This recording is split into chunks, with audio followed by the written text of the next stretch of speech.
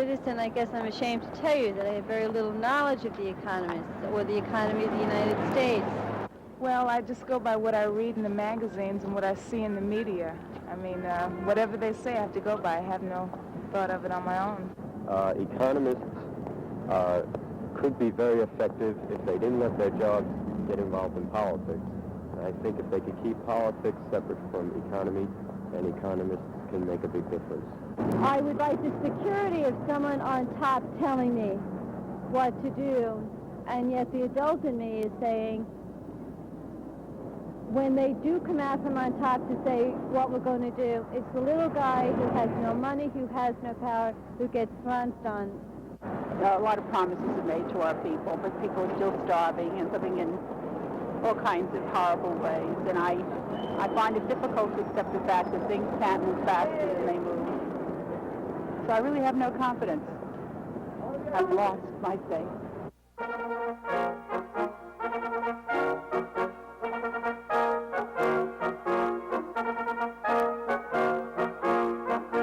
I'm Marina Whitman, and tonight on this Economically Speaking special, we look at the state of economics with two of its most eminent practitioners. Walter Heller is Regents Professor of Economics at the University of Minnesota. He served as chairman of the Council of Economic Advisors under President Kennedy and acted as advisor to President Johnson. A widely published author, Professor Heller contributes regularly to both the Wall Street Journal and Time magazine.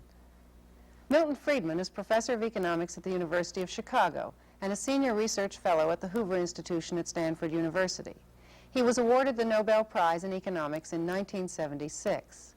Professor Friedman is the author of more than 20 books and writes a regular column in Newsweek. Although he has never accepted a full-time government position, he has served as an advisor to many political figures, including Richard Nixon and Ronald Reagan. And before we get into a discussion of why you two particular economists disagree, let's take a look at what one young student has to say about the two schools of thought and what the nature of the disagreements are. Half of economics is the measurement and the statistics. The other half is the beliefs and the values involved in economics, which I feel is the most important part. Everyone places different values on unemployment, on inflation, on recession. Someone who's a monetarist may say that it's better off to go through a recession and a lot of unemployment so that you don't go through a lot of inflation. Whereas the Keynesian may say, no, that's not true. We should, you may have to go through a bad recession for 5 years and put 20 million people out of work to, get rid of inflation. Well, is that a fair statement about what you disagree about, Milton? No, I don't believe it's a fair statement about what we disagree about at all. I think it's an understandable statement. I can see that many people would get that impression. But I don't believe it's a correct statement because I believe the difference in values that is important in that particular issue is not a difference between unemployment and inflation. It's partly a difference of time perspective, whether you look a long time ahead or whether you look only in the immediate future. And it's partly a difference of scientific judgment. Those of us like myself who believe that it is urgent to follow policies which will slow down inflation, even though a side effect of those policies will be a higher level of unemployment temporarily, believe that if you don't follow that policy, the end result will be even worse. You'll get more unemployment. We believe, and again, maybe we're wrong, but this is a factual judgment, a scientific judgment, not a value judgment. We believe that the only choice this country faces at the moment, given the past mistakes, is between having higher unemployment while slowing down inflation, or having still higher unemployment while increasing inflation. That unfortunately, there isn't a good choice ahead. That once you've gotten the economy sick, there's no way you can immediately emerge into a healthy state. And I would say that the major differences among those of us who argue for a steady policy of restraint, not a sudden shock, but a steady policy of restraint, and those who argue for continued stimulation is either in the time perspective or in the scientific judgment about the consequences. But not in the values. Walter, how do you feel about that? Differently, of course. Let me say two things, first of all. I noticed the young man on the screen a moment ago tended to identify monetarism with conservatism. That isn't a necessary correlation at all. Absolutely The not. fact that the Chicago twins of monetarism and laissez-faire happened to be born together was sort of an historical accident. But I don't want to accept the view that laissez-faire is conservatism. It isn't. It's liberalism in the true sense of believing in freedom. Oh, well, the now true we're- conservatives today are people like yourself who are back in the New Deal. Well, it's nice to be called a conservative now and then. But you know, you could be a monetarist and believe that absolutely. that the Federal Reserve should be pulling the levers all the time. And Sure, let's use a different term. The question is of being an activist in fine-tuning monetary and fiscal policy, or in, if you don't like that word, an activist in the discretionary use of an monetary activist versus a pacifist. Well, not pacifist isn't the right thing. It's a question of whether your emphasis is on the day-to-day activities that you engage in, on pushing the monetary button a little harder now and the fiscal button a little By harder you, you then. now mean the government. I mean the government or governmental officials, or whether your policy is one of trying to set forth a set of rules and operating according to rules rather than authority. Now, I think that's a much more fundamental distinction in That this is a area. fundamental distinction, and you've always been a little distrustful of human beings, it seems to me, in positions of authority. I've been very trustful of them. I've known exactly what I could count on them to do, mess things up. That's showing trust, not lack of trust. Well, that's your definition.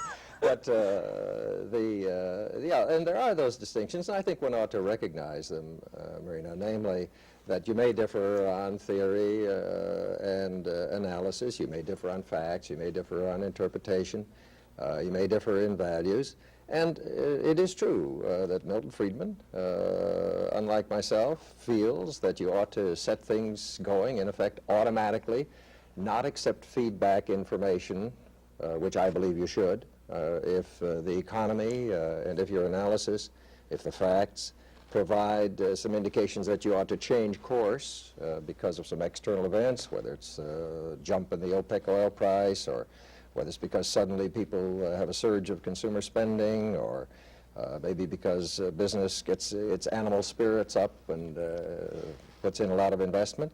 My feeling is that it's the better part of valor, better part of common sense, and better for the economy if there is someone at the command post of monetary policy and fiscal policy who says, oh yes, I'll take that information into account and I'll change signals because the economy has changed. Isn't there a particular problem in economics, or maybe not? Can you have such a thing as value-free economic analysis? You cannot, I doubt very much that there are any value-free economists. But that doesn't mean that there cannot be value-free economics. Whatever my values are, before I, as an economist, want to see something done, I would like to know what the results are. And the question of what will be the effect of doing such and such is a factual question, and I may not get the right answer. And I may be biased in my interpretation of the answer by my values, but in principle, that question is a scientific question which has no values in it. Although it's awfully hard to comb all values even out of our scientific judgments and analyses, because you're starting with a certain framework, let's say a market system, that itself expresses a value. But I think one thing we economists owe our audiences and our students and those whom we advise is a sharp differentiation between where we're talking science, where we really are saying, well, now, we think at this point, in trying to reduce unemployment, for example, inflation accelerates, versus, which might be called sort of a pivot point, versus saying, yeah, but I don't want to settle for that as my goal. My goal is value charged. I think that we ought to get to a much lower level of unemployment.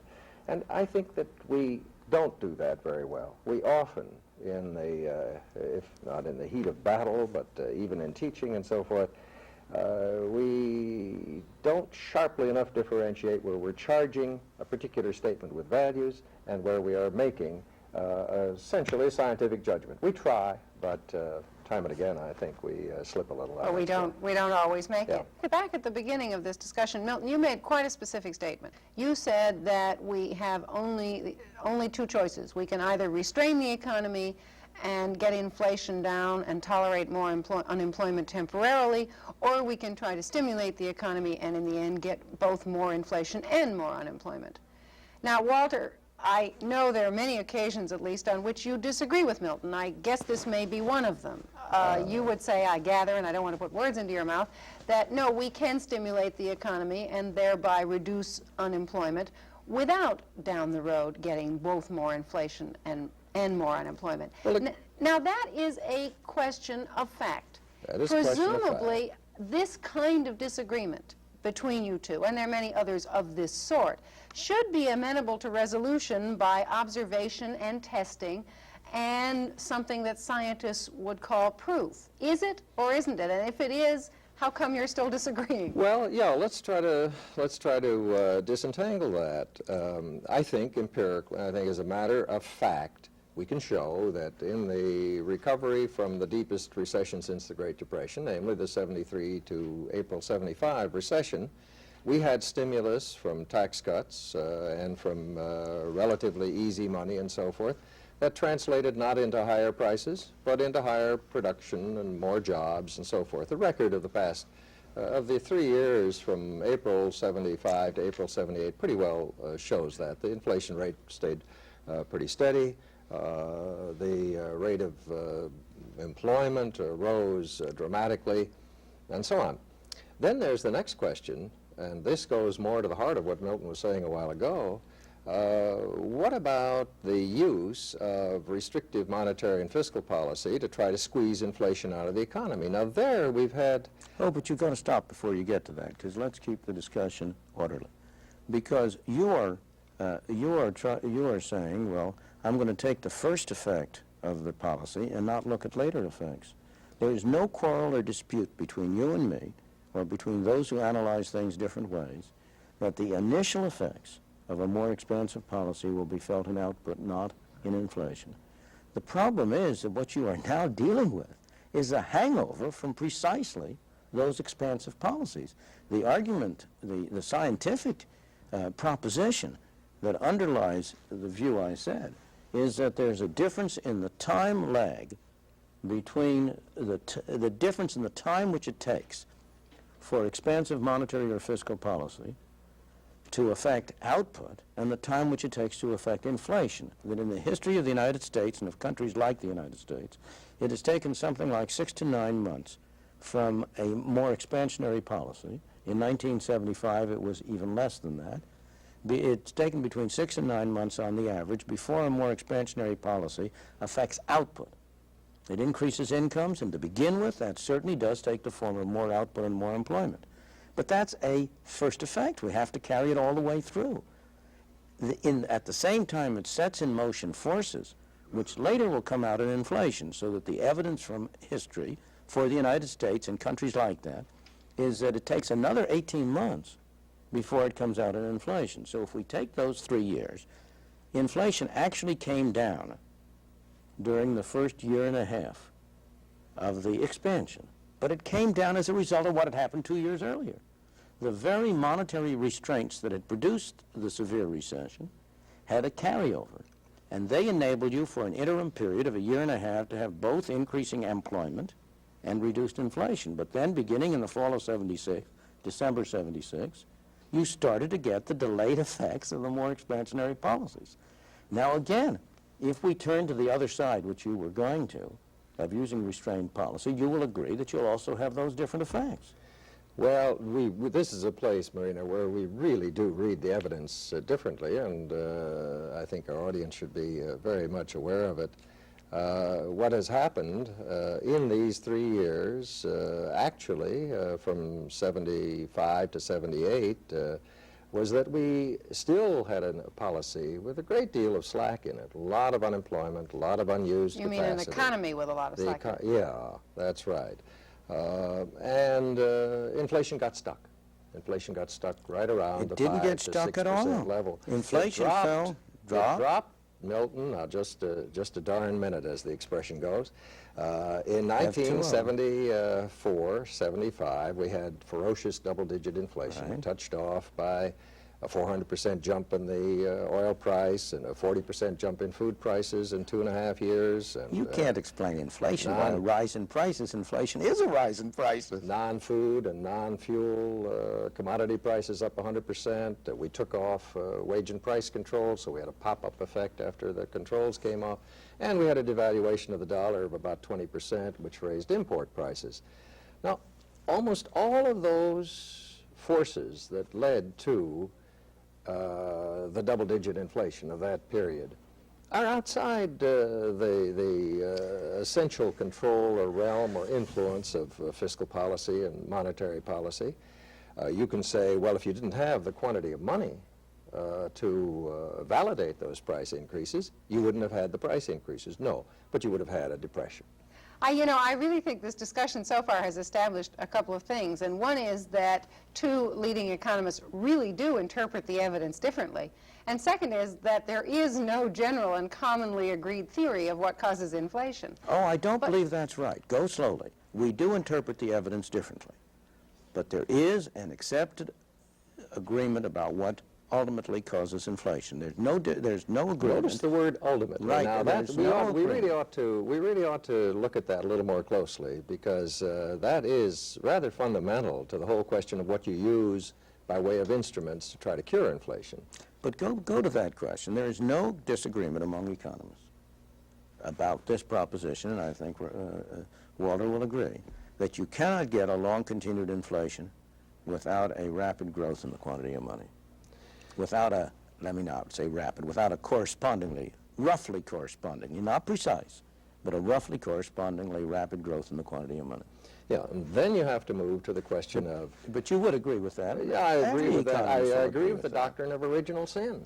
I don't think we can go back to the Garden of Eden. This is not the doctrine of original sin, because the fact is that a very large fraction of non-economists do not believe in it, do not understand it, and that while economists always express agreement with it, when it comes to actual policy conclusions, they often act as if they didn't. But Milton, the reason that the layman does not accept it and does not agree with it is a perfectly good one, because in the real world, that's not the way things work. What happens is you have certain institutional changes, things get into the warp and woof of the economy. Let's take the wage price or price-wage spiral. Let's take OPEC oil prices. That's, that cartel, which has lasted far longer than Milton Friedman thought it would, is a fact of life. Now you can say, well, but we'll just slow down the rate of increase in the money supply, and those things will all take care of themselves in the long run. But here I am a Keynesian. In the long run, we are all dead. So what Those you're things are saying, mostly Walter, upstream from So what you're monetary saying, policy. I gather, is that you would agree with Milton's statement as he made it, but you would also argue, and I think this is the big difference between you here, that you can get causes of inflation initially which are something other than printing too much money. That not only You can get causes causes of higher prices. Well, and let's just lay it out this way. Causes that monetary policy simply can't ignore.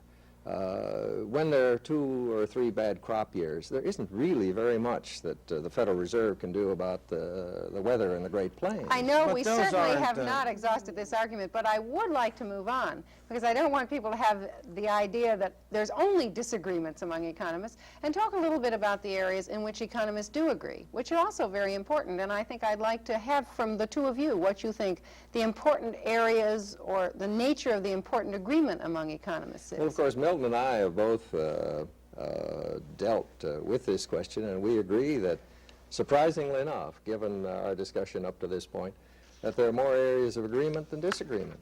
Milton and I were in an encounter about a decade ago, in a debate in New York at the Solomon Brothers Lecture at New York University.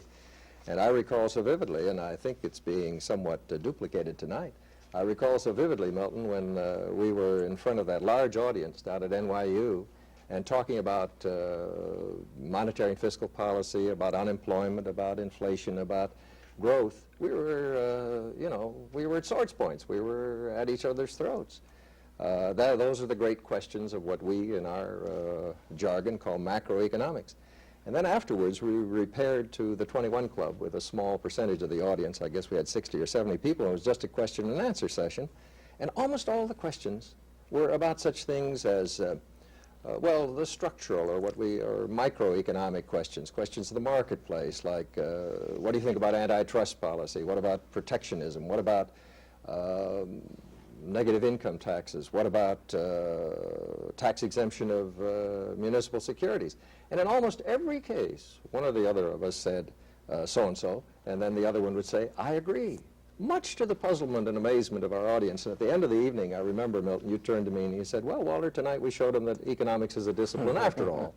Well, I say that by way of saying that on questions of government regulation, on questions of antitrust, on questions of tariffs, and so forth, there's a tremendously wide area of agreement. Even on some of these questions that we've been seemingly disagreeing on in the macro end of the field, we do have a certain disciplinary base that on which we agree. Well, even in these areas, I quite agree. My experience, more generally, has always been that if you put 3 or 4 economists together with a group of other people, I don't care whether they're sociologists or political scientists or they're physicists, and take the economists from as widely dispersed views in economics as you can, get into any discussion, even of inflation or of monetary and fiscal policy, and within 15 minutes, the economists will all be one group against everybody else. It's us against them. And does that really cover the whole profession? That is, aren't there some people in the profession who really would reject the whole analytical apparatus that all 3 of us share in common? Who would sort of argue that we're looking through the wrong end of the telescope, if you like? There undoubtedly are.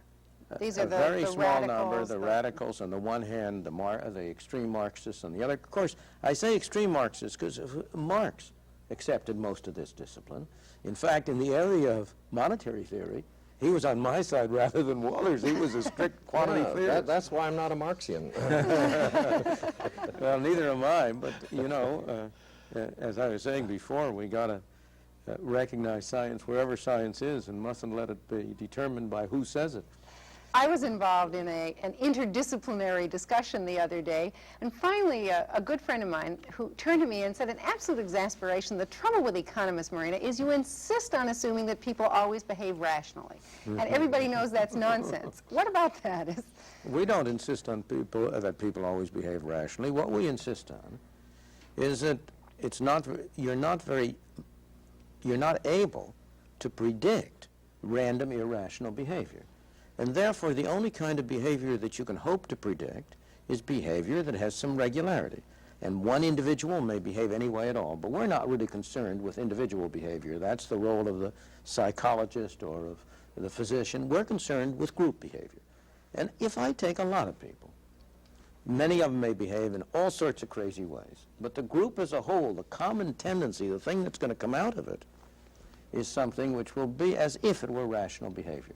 I think Milton's a little bit overstated our case. We have an awful lot, a great deal more difficulty isolating the impact of a particular move, private or public, on the course of the economy. The physicist is in a little better position than we are to do so. The method is scientific. Right. The material we're working with, as witness the difference between us on interpreting certain economic events, the material we're working with is a lot more difficult, but I think that's important to Well, I think that may well be. As I said, to say that something is a science doesn't mean that you know the answers. No, that's very different, and there are many things on which we're not able to make very good predictions. But on the question that Marina raised, we can only hope to have some success at predictions insofar as we are able to find a systematic pattern expressed in the average behavior of groups of people, each of whom separately may behave in a very erratic and unpredictable way. Yeah, we are saved by the law of large numbers, there's no question. The public has lost some of its faith in economists in recent years, but there are some very useful things that economists can do. Let's see what Wall Street economist Larry Kudlow has to say about that.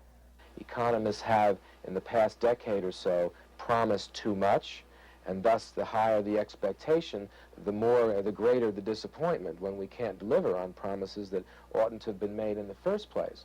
But I do think economists can play a very useful role in, first of all, decomposing problems into specific areas that can be understood.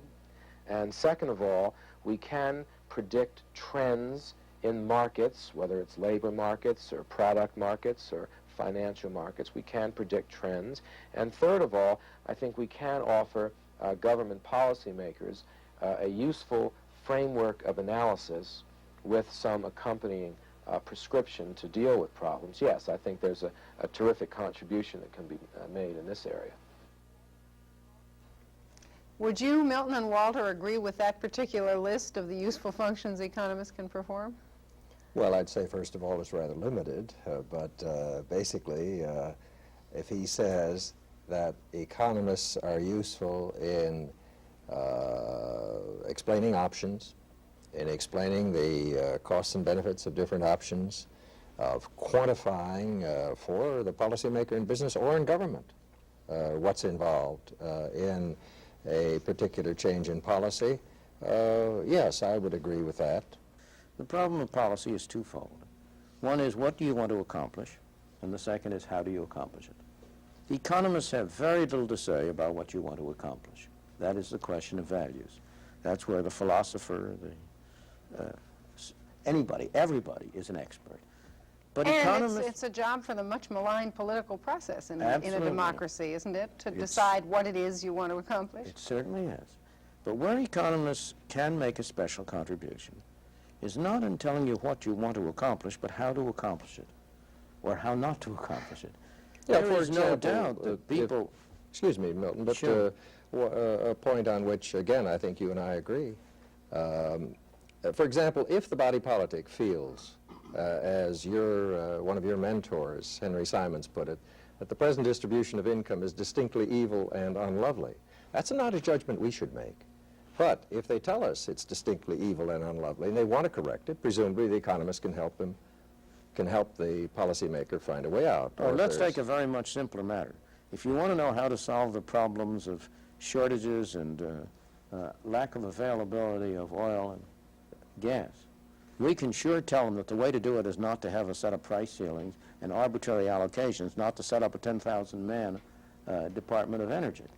Now, you may still want to set it up for other reasons, but it won't achieve that objective. We can't say you shouldn't set up the Department of Energy. What we can say is, if you insist on holding down the prices, fixing the prices of all kinds of gasoline, unleaded, leaded, whatnot, you are going to get yourselves into trouble. You're going to have certain predictable effects. As long as we're on examples, let's take an even simpler one. Let's take the minimum wage. Yeah, minimum wage is an excellent one. As a human being, you know, I might feel it's terrible to pay somebody less than $2.90 an hour, you know. But as an economist, and I don't want to say economists aren't human beings, but as an economist, I would have to say, and Milton and I would agree, that if you increase the minimum wage from $2.65 to $2.90, this will cause so and so much inflations of maybe, you know, 0.2, 0.3 on the cost of living index. And so much unemployment, too, I More suspect. important, so much unemployment. So you're saying, I think the economists can certainly do two things. One, they can help define the issues or break down a problem into parts which can be managed analytically, and they can define the trade-offs, or what economists sometimes call the opportunity costs. And they can set up the options. You know, we've been talking about what economists can do, but let's get to the bottom line. Do you think that, say, over the past decade or any time period you want to pick, what economists have done and what economists have advised and the advice that's been carried out has helped or hurt the American economy? Well, the problem with that is the difficulty of distinguishing between what they've advised and what has in fact been done.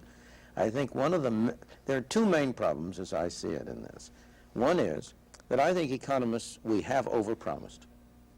We have professed to be able to do more than we could. By we, I don't mean each individual one among us, but the economics profession as a whole has given the public the impression that the problem of employment, of stability and so on had been solved, that we had fine, delicate tools by which we could push this button and push that button, and we could keep the economy on a steady keel. And I think that we are now reaping the harvest of that in the form of the extraordinarily difficult inflationary problem we follow, in the form of the reduced rate of real growth in the economy, real productivity growth.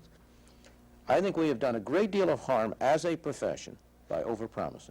Well, On no, the other hand, we I- don't deserve all the blame we've gotten because of the fact that so often political considerations have overridden economic advice. So you're really saying, I think, that the attempts, if you like, to fine-tune the economy actually made the relationship among inflation and growth and unemployment deteriorate over the last 10 or 20 years. I bet those are fighting words to Walter, and I'd like to know what he has to say about that. First of all, fine-tune is a fighting word All because right, that's an we were overused very much phrase, misinterpreted yeah. in the mid-'60s as being fine-tuners. Maybe we are by Milton's definition. But you were fine-tuners. What are you kidding yourselves? No, the concept that, you know, we were sitting there at a console where we felt we could control every little movement in the economy is quite wrong. No one ever had that conception. All you have to do is read the reports of the Council of Economic Advisors to see that that was exactly the conception which you had. Not every minute. You didn't do it day by day. We'll just have to agree to disagree on that, Milton. Let me just pursue one sort of point that you've been stressing. We should take the long perspective, not just the short one. All right, let's take the long perspective. Let's look at the pre-war and post-war period. Pre-war period, the world of the 30s, very much in chaos, 19% average unemployment in the United States for a 10-year period. Post-war period, vastly lower levels of unemployment, much more rapid growth. In other words, a world that operated at much more than, at a much higher percentage of its potential. Now, among the major variables was that before the war, we had very little of the, what shall we say, modern economic management.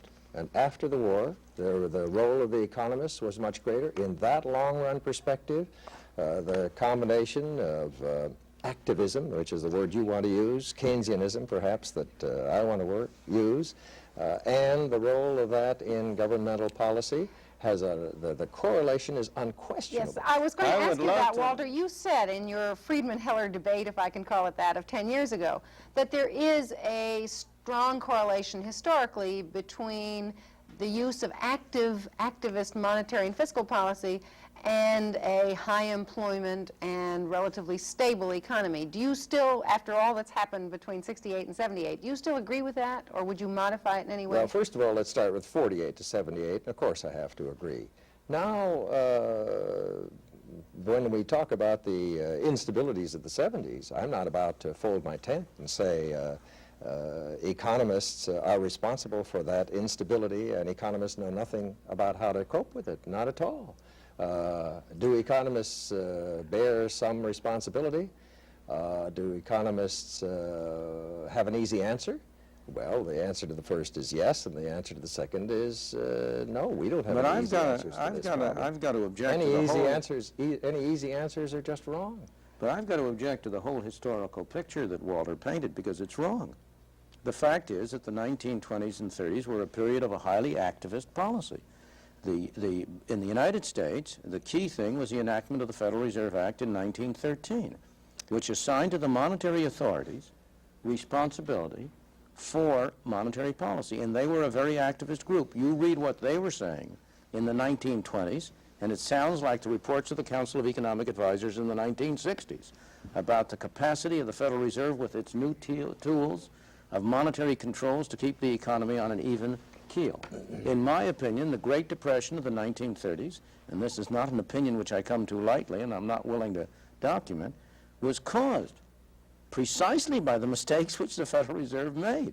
So far from the 1930s being an evidence of the need for activism, it's about as strong evidence as you can find for how much harm discretionary authorities can do when they have in their hands so powerful a weapon as control of the money supply.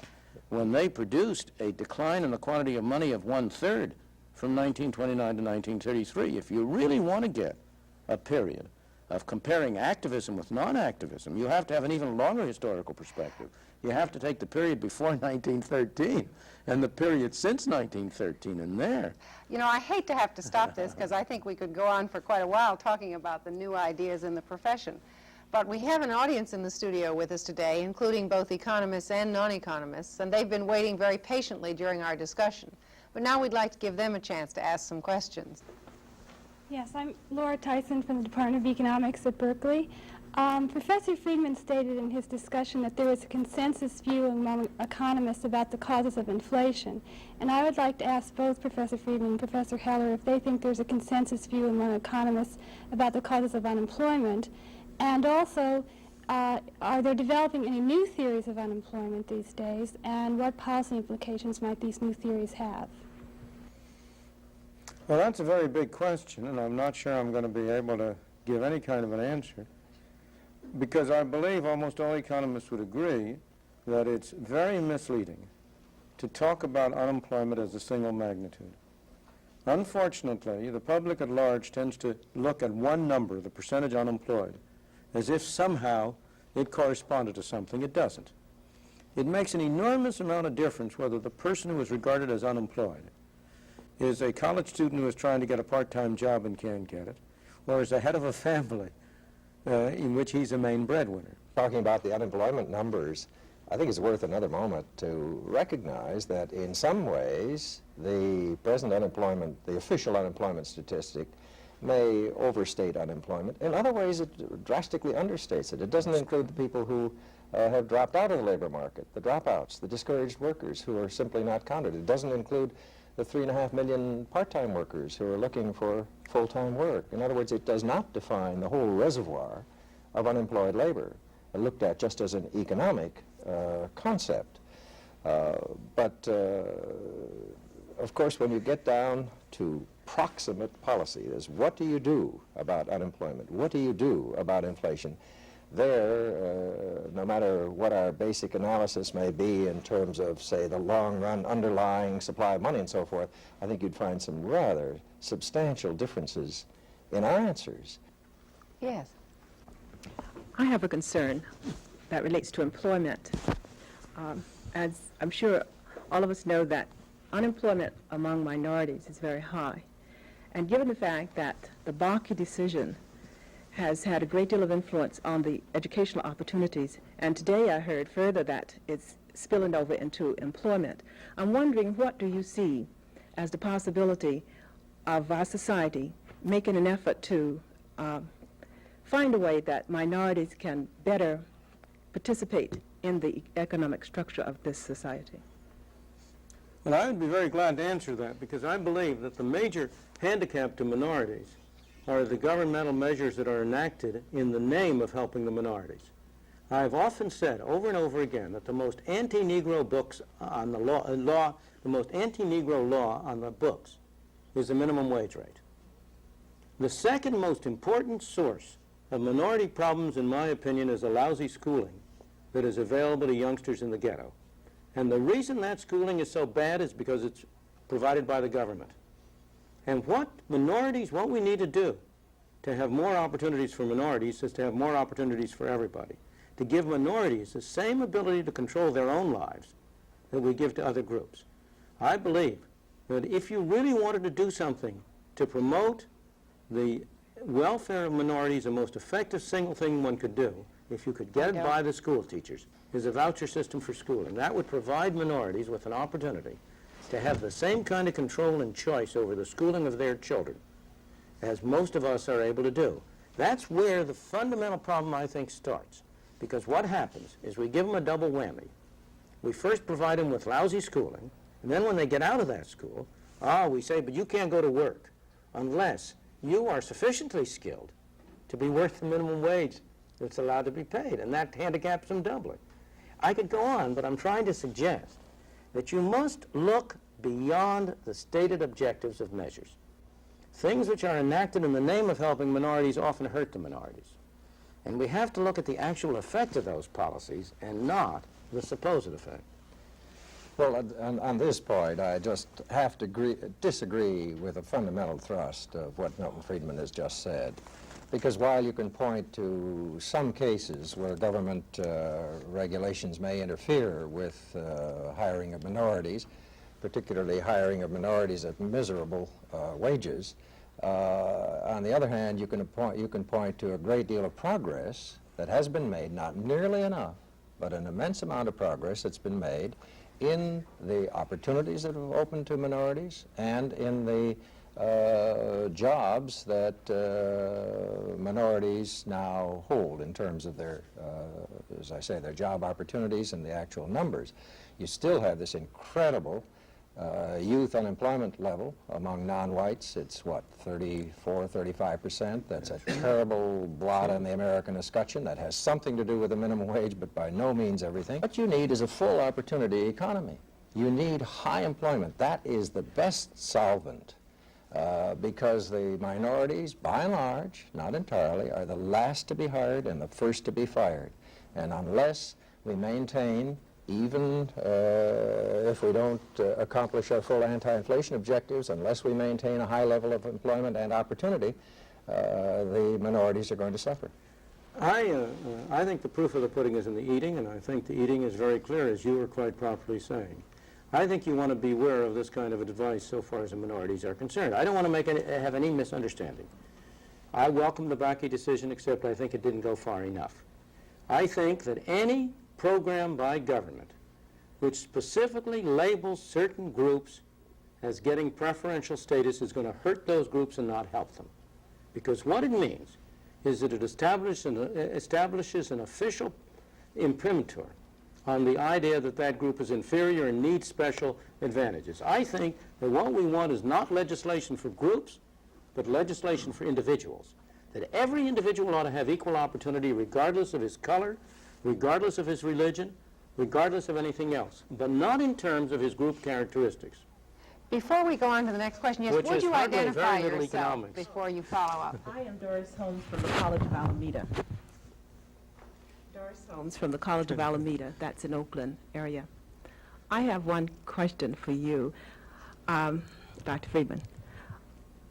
Given the past history whereby people did not permit minorities to have a fair share in the educational structure nor the job market, what makes you so sure or so certain that we've had a complete change of heart and this will happen? We have not had a complete change of heart. That's my whole point. Well, how my can whole point is that if you haven't had a complete change of heart, these same measures, which are enacted in the name of helping the minorities, are going to be employed by the people who haven't had a change of heart to prevent their having the effects that they claim they have. And that what we need is not a situation in which you depend on majority views in favor of minorities, but in which you don't prevent that minority among us who believes that people ought to be treated as people from doing what we think right, from choosing the best people. What I'm saying to you is do not depend on the vote of a majority to give you special privilege. Because that way, what about you equal set privileges? up a class. You ought to have equal rights, but equal rights is not special privilege.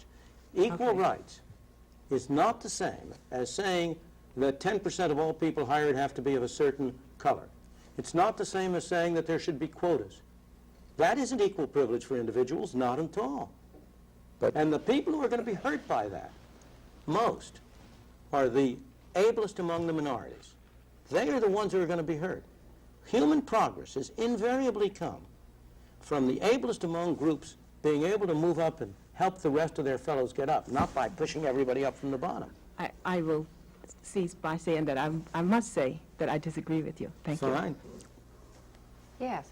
Barbara Vaughn with Resolve, Center for Environmental Conflict Resolution. Professor Friedman, you said that an economist's job should not be to define society's goals, but rather to tell us how those goals can be reached, and that furthermore they can explain the trade-offs that are involved in those various policies. But do you think that economists really can explain the trade-offs and the costs and benefits of various policies when environmental damages, aesthetics, civil liberties, or the values of future generations might be involved?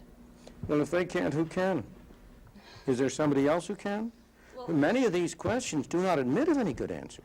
Obviously, there are many questions we don't have answers for. But the question is there some other discipline that can offer answers to this? Are these really things that people can pull out of the air?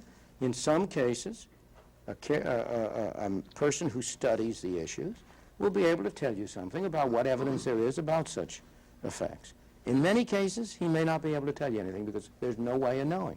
But the issues are no different than they are in any other area. Let's take a specific example. You say you're with the Environmental Council? No, it's Resolve. It's Center for Environmental Conflict Resolution. It's a mutual organization. Well, all right, but take the environmental problem. pollution, for example. What does pollution do? It dirties the air and water. It has impacts on health, and it occasionally causes people to die.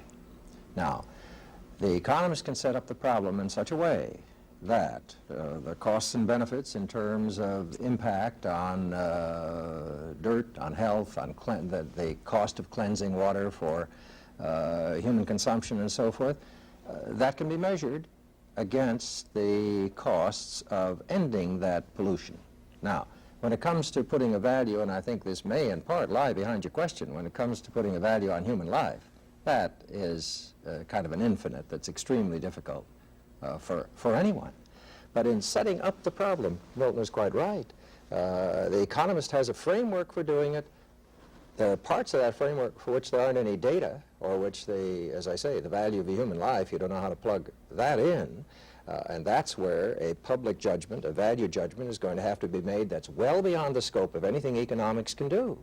Now further, as long as we're on the environmental problem for a moment, one of the things the economists can do is say, well, there are better and worse ways of handling the problem. One of the worst ways is to handle it by regulation and prohibition. Well, some things have to be prohibited because they're just so environmentally devastating. Mercury, DDT, and so forth. Milton might not, I would.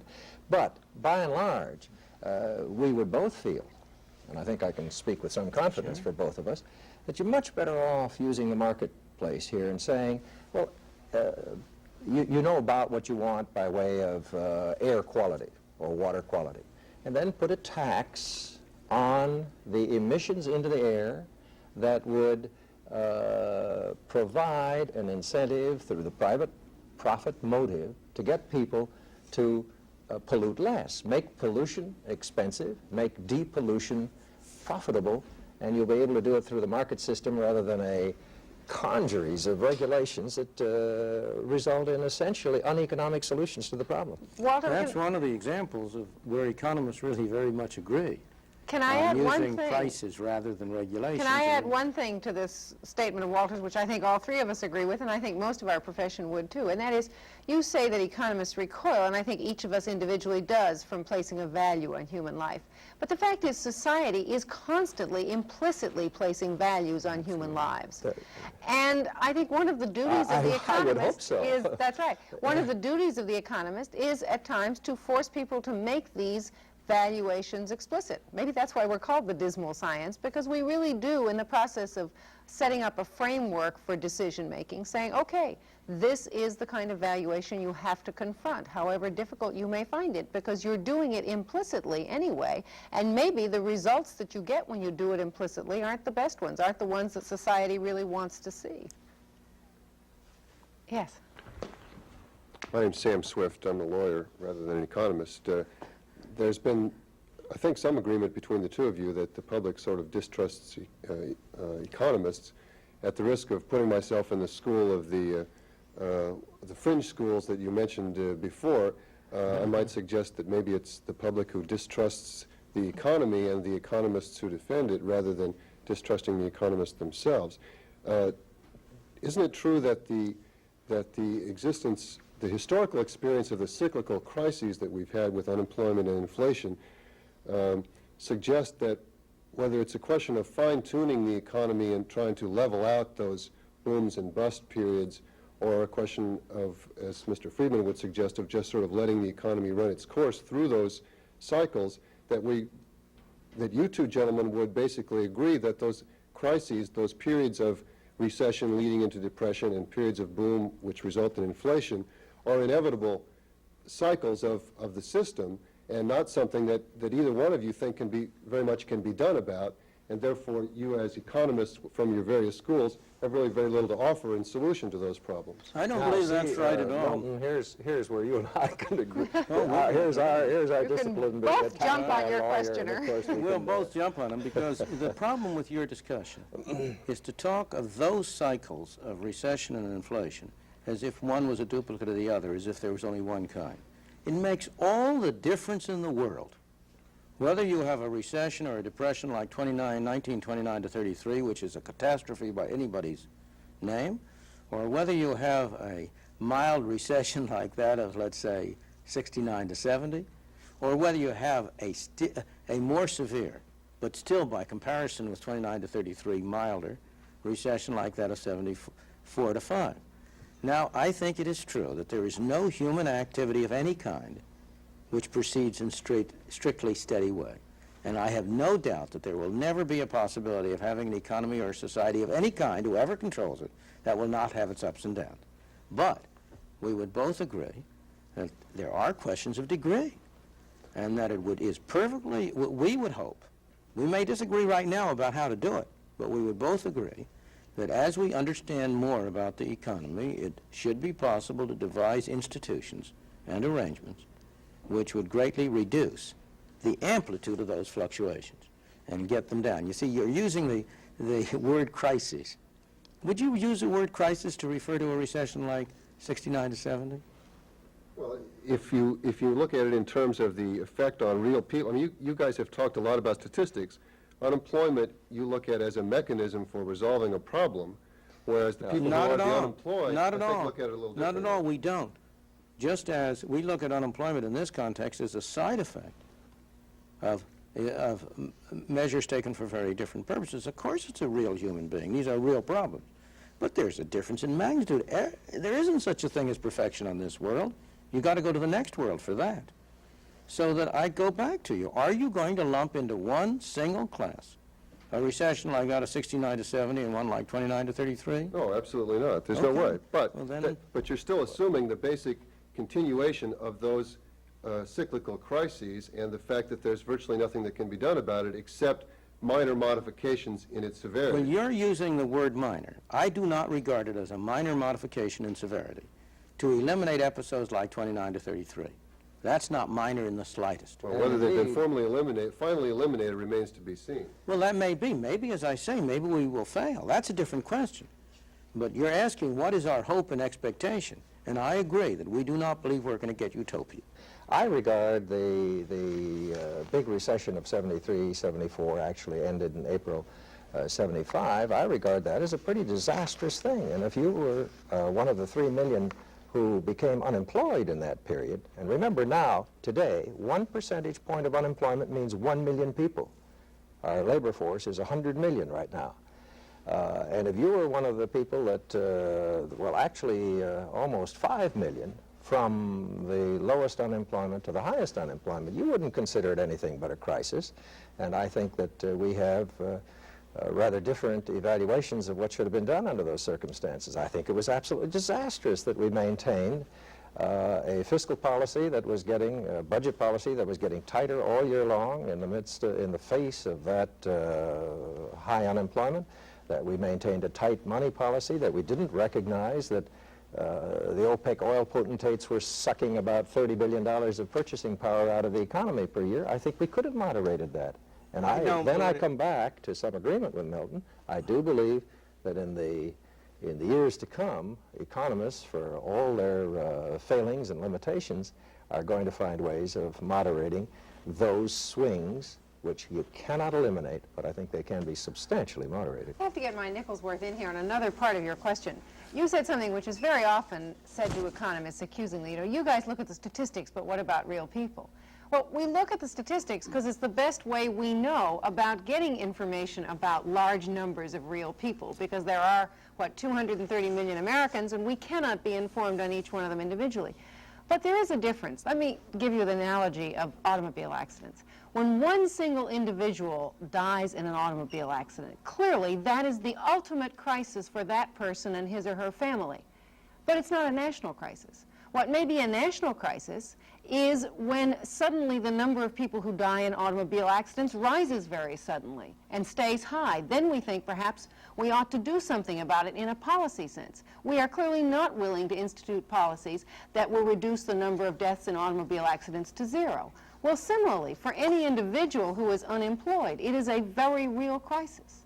But the simple fact is, nonetheless, you can talk about whether we are having a national crisis or not, depending on the size and the severity of the recession and how many millions of people are caught up in that kind of individual crisis. But what you all are agreeing on but never stating until you're finally pushed to the wall to do it, is that those cyclical periods of unemployment and then inflation in cycles are inevitable, and that it's only in a moderate way that those cycles can be ameliorated, but that economists of your stripe can do nothing about Can those economists, basic- can anybody else, excuse me, you said economists of our stripe. What economists can't do anything about it? Well, there are different social systems. Oh, but they that- have the same fluctuations. If you look at the tail, at the records of Russia or China, you have even more extreme fluctuations. They don't show up in the same way.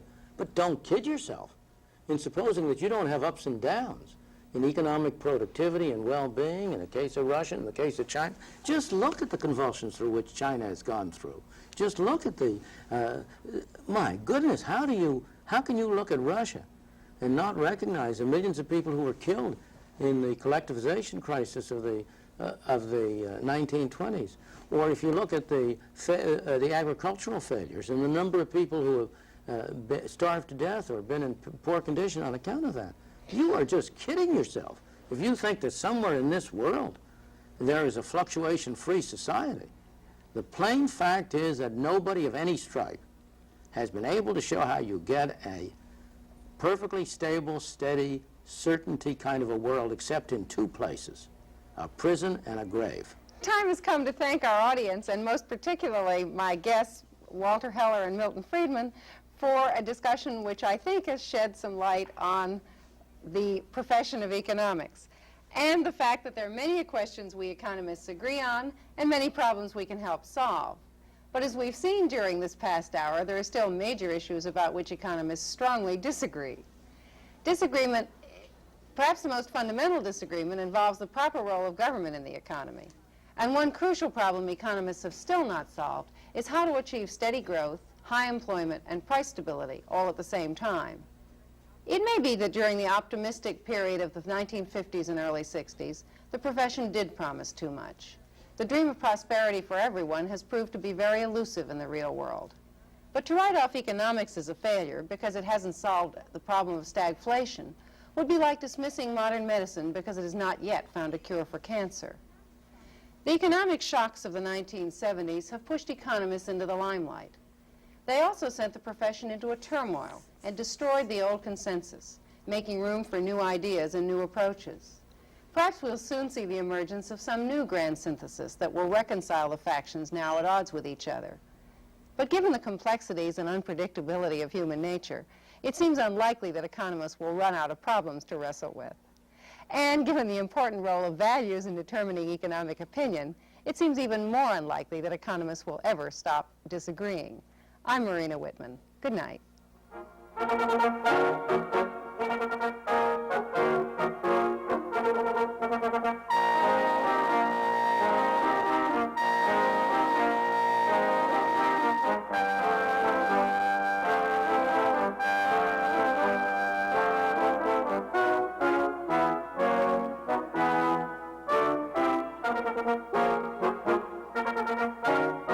Economically Speaking was produced by WQLN Public Communications, which is solely responsible for its content.